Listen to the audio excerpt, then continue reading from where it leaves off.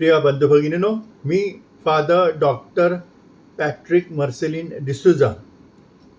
आज ईस्टरचा दिवस. Happy Easter. आज मी संत योहानच्या शुभवर्तमानातील अध्याय 20 वचन 1 ते 9 या उत्तरावर मनन करत आहे. रिकामे थडगे. संत योहानच्या शुभवर्तमानातील या उतार्यात योहान मरिया मॅग्दलीन अंधार असतानाच येशूच्या थडग्याकडे गेली होती. तिला येशूच्या थडग्याच्या प्रवेशद्वारातून काढलेला दगड सापडला. तिने जे पाहिले ते शिमोन पेत्र व येशूवर प्रेम करणाऱ्या शिष्याला सांगितल्यावर ते कबरीत गेले आणि त्यांना ते रिकामे दिसले याचे वर्णन करीत आहे. आठवड्याच्या पहिल्या दिवशी पहाटे अंधार असतानाच मेरी मॅग्दलीन कबरेकडे गेली आणि तिने पाहिले की प्रवेशद्वारातून दगड काढला गेला आहे. योहान 20:1.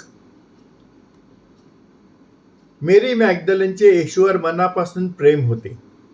तिचे येशूवरील प्रेम हे वरवरचे प्रेम नव्हते, जे केवळ येशूकडून तिला हवे ते मिळवण्यावर आधारित होते. ज्यांचे प्रेम इतरांसोबतच्या प्रेमाने मिळणाऱ्या फायद्यांवर आधारित असते ते खरे प्रेम नसते किंवा ते चिरस्थायी नसते. खरे प्रेम हे निस्वार्थी प्रेम असते. खरे प्रेम हे भेटवस्तू, बक्षिसे किंवा काही आर्थिक लाभ शोधत नाही, तर ते देण्याचा प्रयत्न करते. ज्यांनी येशूवर प्रीती केली होती केवळ त्या गोष्टींसाठी त्यांनी येशूला सोडले होते. पण मेरी मॅग्दलीनचे येशूवरील प्रेम हे खरे होते. म्हणूनच जेव्हा येशूची आई मेरी आणि जोसेफ त्याचे वडील ह्यांना वगळता संपूर्ण जग येशूला विसरले होते, तेव्हा मरिया मॅग्दलीन अंधार असतानाच कबरेकडे जाते. आपण परमेश्वरावर प्रेम केले पाहिजे, ते तो आपल्याला काय देतो यावर नाही, तर तो कोण आहे आणि तो आपल्यासाठी काय आहे यासाठी. परमेश्वरावरील आपले प्रेम खरे असले पाहिजे. आपण येशूला आपला प्रभू आणि वैयक्तिक तारणहार म्हणून स्वीकारले पाहिजे आणि आपला प्रभू आणि वैयक्तिक तारणहार म्हणून त्याच्यावर प्रेम केले पाहिजे. परमेश्वरावरील असे प्रेम चिरंतन असेल, कारण ते आपल्याला काय हवे आहे किंवा परमेश्वराकडून काय मिळते यावर आधारित नाही. जेव्हा प्रेम इच्छा आणि गरजांवर आधारित असते, तेव्हा इच्छा आणि गरजा पूर्ण झाल्यावर ते संपते. आणि जेव्हा इच्छा आणि गरजा पूर्ण होत नाहीत, तेव्हा ते आंबट होते किंवा तेव्हा आपल्याला असे वाटते की परमेश्वर आपल्या प्रार्थना ऐकत नाही आणि आपल्याला पाहिजे ते देत नाही. मग आपण परमेश्वराच्या अस्तित्वावर शंका घेतो आणि परमेश्वर अस्तित्वातच नाही असे मानू लागतो. मेरी मॅग्दलीनचे येशूवरील शुद्ध आणि निस्वार्थी प्रेम आपल्याला खऱ्या प्रेमाच्या स्वरूपावर विचार करण्यास आणि परमेश्वरावरील आपल्या प्रेमाच्या पायाचे परीक्षण करण्यास प्रेरित करते. जरी मेरी मॅग्दलीनने येशूवर मनापासून प्रेम केले होते आणि ती त्याच्यासाठी कोणताही त्याग करण्यास तयार होती, तरी येशूवरील तिचे प्रेम त्याच्या शारीरिक उपस्थितीपुरते मर्यादित होते. तिने तिच्या प्रेमात परिपक्वता गाठली नव्हती, जी तिला केवळ प्रेमाच्या भौतिकतेच्या पलीकडे जाण्यास मदत करू शकते. आणि येशूची व्यक्ती शारीरिकदृष्ट्या दृश्यमान नसतानाही शोधू शकते. योहान लिहितो, म्हणून ती शिमोन पेत्र आणि येशूला प्रिय असलेल्या दुसऱ्या शिष्याकडे धावत आली आणि म्हणाली, त्यांनी प्रभूला थडग्यातून बाहेर काढले आहे आणि त्यांनी त्याला कोठे ठेवले हे आम्हाला माहीत नाही. योहान 20:2. मरिया मॅग्दलीनचे पेत्र आणि योहान ह्यांना बोललेले हे शब्द हे स्पष्ट संकेत आहेत की येशूने त्याच्या मृत्यूच्या 3 दिवसानंतर त्याचे पुनरुत्थान केले जाईल असे शिष्यांना आणि इतरांना जे काय शिकवले होते ते तिला अद्याप समजले नव्हते. तिला असे वाटते की त्यांनी त्याचा मृतदेह थडग्यातून काढून कुठेतरी बाहेर नेऊन ठेवला आहे. परंतु नंतर जे घडले त्याचे पुढील वर्णन येशूच्या पुनरुत्थानाबद्दल योहानच्या समजुतीच्या शक्यतेचे संकेत देते. योहान लिहितो, म्हणून पेत्र आणि दुसरा शिष्य कबरेकडे निघाले. दोघेही धावत होते, पण दुसरा शिष्य पेत्राला मागे टाकून प्रथम कबरेजवळ पोहोचला. त्याने वाकून तेथे पडलेल्या तागाच्या कपड्यांकडे पाहिले, पण तो आत गेला नाही. मग शिमोन पेत्र त्याच्या मागे आला आणि थेट कबरेत गेला. त्याने तेथे तागाचे पट्टे पडलेले पाहिले. तसेच येशूच्या डोक्याभोवती गुंडाळलेले कापड पाहिले. कापड अजूनही त्याच्या जागी पडलेले होते, तागापासून वेगळे. शेवटी दुसरा शिष्य जो आधी थडग्यावर पोहोचला होता तोही आत गेला. त्याने पाहिले आणि विश्वास ठेवला. योहान 20:3-8. पण जरी योहानला समजले होते आणि येशू मेलेल्यांतून उठला आहे यावर त्याने विश्वास ठेवला असला, तरीही येशूच्या मेलेल्यातून उठण्याचा अर्थ आणि महत्त्व त्यांना समजले नव्हते. म्हणूनच योहान सांगतो की येशूला मेलेल्यांतून उठवायचे आहे हे पवित्र शास्त्रातून जे सांगितले होते ते त्यांना अजूनही समजले नव्हते. योहान 20:9. आपण पुढे जाण्यापूर्वी प्रथम थडग्यावर पोहोचल्यानंतर योहानने काय केले यावर मनन करूया. असा उल्लेख आहे की दोघेही धावत होते, पण दुसरा शिष्य पेत्राला मागे टाकून आधी थडग्याजवळ पोहोचला. त्याने वाकून तेथे पडलेल्या तागाच्या कपड्यांकडे पाहिले, पण तो आत गेला नाही. मग शिमोन पेत्र त्याच्या मागे आला आणि थेट कबरेत गेला. योहान 20:4-6. म्हणून योहान प्रथम रिकाम्या थडग्यात पोहोचला तरी तो आत गेला नाही, परंतु पेत्राला त्याने आधी आत जाऊ दिले. यावरून योहानची पेत्र, जो त्याचा वरिष्ठ आणि नेता होता, त्याच्याबद्दल आदराची वृत्ती दिसून येते. आपणही आपल्या नेत्यांबद्दल आणि आपल्यापेक्षा मोठे असलेले आपल्या आजी आजोबा, आई वडील आणि आपल्या कुटुंबातील इतर वयस्कर सदस्यांप्रती आदराची वृत्ती जोपासली पाहिजे. आपण त्यांच्याकडे प्रेमाने आणि समजुतीने पाहिले पाहिजे, वागले पाहिजे. बरेचदा आपण हे विसरतो की आपल्या आजी आजोबा, आई वडील आणि आपल्या कुटुंबातील वृद्ध सदस्य हे वयस्कर झालेले असतात, ज्या दरम्यान त्यांना विविध शारीरिक व्याधी झालेल्या असतात आणि काही प्रमाणामध्ये अपंगत्व आलेले असते. आणि चालणे, बोलणे, उभे राहणे यासारख्या साध्या क्रिया करण्यासाठीही त्यांना इतरांच्या मदतीची गरज लागते. आणि खोलीत पडलेल्या वस्तू उचलणे त्यांना शक्य होत नसते, म्हणून त्यांना आपल्या मदतीची आवश्यकता असते. त्यासाठी आपण त्यांच्याकडे उपस्थित राहणे, त्यांना मदत करणे आवश्यक आहे.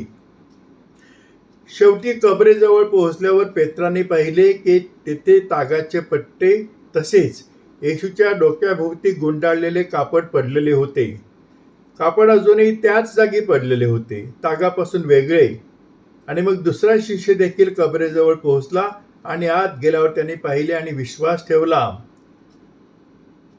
म्हणून योहानचा विश्वास होता की येशू उठला आहे आणि स्पष्टपणे पेत्राचाही विश्वास होता की येशू उठला आहे. पण त्यांना येशूच्या पुनरुत्थानाचा पूर्ण अर्थ आणि महत्त्व कळले नव्हते. जसे योहान सांगतो, येशूला मेलेल्यांतून उठायचे आहे हे पवित्र शास्त्रातून त्यांना अजूनही समजले नाही. योहान 20:9. योहान आणि पेत्र यांना पवित्र शास्त्रातून काय समजले नाही? योहानने उल्लेख केल्याप्रमाणे त्यांना पवित्र शास्त्रातून जे समजले नाही ते म्हणजे येशूला मेलेल्यातून उठायचे होते. खूप नंतर त्यांना समजेल की मानव जातीला पापी स्थितीतून वाचवण्याची आणि त्यांना त्याच्या स्वर्गीय पित्याच्या पटलावर परत आणण्याची, त्याच्या स्वर्गीय पित्याची ईश्वरी योजना पूर्ण करण्यासाठी येशू या जगात आला होता. आणि त्याच्या स्वर्गीय पित्याच्या योजनेत दुःख, मृत्यू आणि पुनरुत्थान हा एक आवश्यक आणि जरुरीचा घटक होता. म्हणून येशू त्याच्या स्वर्गीय पित्याची त्याच्यासाठी असलेली ईश्वरी योजना स्वीकारण्यास तयार झाला होता. आणि त्याच्या स्वर्गीय पित्याची त्याच्यासाठी आणि मानव जातीसाठीची योजना पूर्ण करण्यासाठी तो वधस्तंभावर मरण्यास तयार होता. आपल्यासाठी येशूचे दुःख, मृत्यू आणि पुनरुत्थान याचा अर्थ आणि महत्त्व काय आहे? आपण या प्रश्नाचे उत्तर प्रत्येक प्रश्नाने देऊया. जर पुनरुत्थानच झाले नसते तर काय झाले असते? संत पौल करंथीकरास पाठवलेल्या पहिल्या पत्रामध्ये याचे उत्तर देतो. जर मेलेल्यांचे पुनरुत्थान झाले नसेल तर ख्रिस्त देखील उठवला गेला नाही. जर ख्रिस्त उठवला गेला नाही तर आमचा प्रचार रिकामा आहे आणि आमचा विश्वास व्यर्थ आहे आणि आपण परमेश्वराचे खोटे साक्षीदार बनतो. त्याने ख्रिस्ताला उठवले याची आपण साक्ष देतो, परंतु जर तो त्याला उठवू शकत नाही तर खरोखर मेलेले उठवले जात नाहीत. जर मेलेले उठवले गेले नाहीत तर ख्रिस्तही उठवला गेला नाही. आणि जर ख्रिस्त उठवला गेला नाही तर तुमचा विश्वास तुम्हाला काहीही देत नाही आणि तुम्ही अजूनही पापात आहात. तसेच जे मरतात ते ख्रिस्तामध्ये हरवलेले आहेत. करंथीकरास पहिले पत्र अध्याय 15 वचन 13 ते 18. पुनरुत्थानाचे महत्त्व. संत पौलचे वरील उत्तर येशूच्या पुनरुत्थानाच्या पुढील महत्त्वांकडे, फायद्यांकडे निर्देश करते. 1. आपला विश्वास पूर्णपणे येशूच्या पुनरुत्थानावर अवलंबून आहे, म्हणून येशूचे पुनरुत्थान आपल्या विश्वासाला अर्थ देते. 2. जर येशू उठला नसता तर आपण अजूनही पापातच असतो. 3. येशूच्या पुनरुत्थानामुळे आपल्या पुनरुत्थानाची आपण आशा करू शकतो. 4. येशूच्या पुनरुत्थानामुळे आपल्या प्रचाराला अर्थ प्राप्त होतो.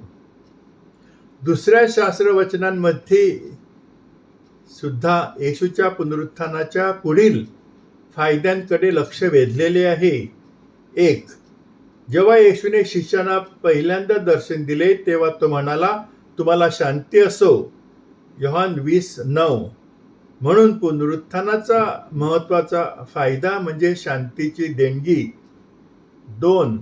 त्याच्या पुनरुत्थानानंतर येशूने मेरी मॅगदलीनला सांगितले, जा माझ्या बंधूंना सांगा की मी माझ्या पित्याकडे आणि तुमच्या पित्याकडे, माझ्या परमेश्वराकडे आणि तुमच्या परमेश्वराकडे जात आहे. योहान 20:17. आपल्याला परमेश्वराला पिता म्हणण्याचा अधिकार नाही, परंतु येशूच्या कृपेने आणि दयेमुळे आपण परमेश्वराला आपला पिता म्हणू शकतो. 3. येशूच्या पुनरुत्थानामुळे मृत्यूचा पराभव झाला. संत पौलाने अतिशय उपहासाने विचारले, अरे मरणा, तुझा विजय कोठे? अरे मरणा, तुझे नांगी कोठे? करंथीकरास पहिले पत्र अध्याय 15 वचन 53. आतापर्यंत कोणीही मृत्यूवर विजय मिळवला नव्हता, परंतु येशूने त्याच्या पुनरुत्थानाने मृत्यूवर विजय मिळवला आहे. म्हणूनच संत पौलाने म्हटले, जसा येशू ख्रिस्त पित्याच्या गौरवाने मेलेल्यांतून उठवला गेला, त्याचप्रमाणे आपणही जीवनाच्या नवीनतेमध्ये चालले पाहिजे. रोमकरास पत्र अध्याय 6 वचन 4. आणि 4. मृत्यूच्या पलीकडे जीवन आहे. येशूच्या पुनरुत्थानाने हे स्पष्ट केले आहे की आपले जीवन आपल्या कबरेच्या पलीकडे आहे. आणि 5. येशूने त्याच्या मृत्यूद्वारे वाईटावर मात केली. येशूच्या मृत्यू आणि पुनरुत्थानाद्वारे सर्व वाईट गोष्टींचा पराभव केला जातो. प्रिय बंधू भगिनींनो, असं हे ईस्टरचं आपल्या ख्रिस्ती जीवनासाठी महत्त्व आहे.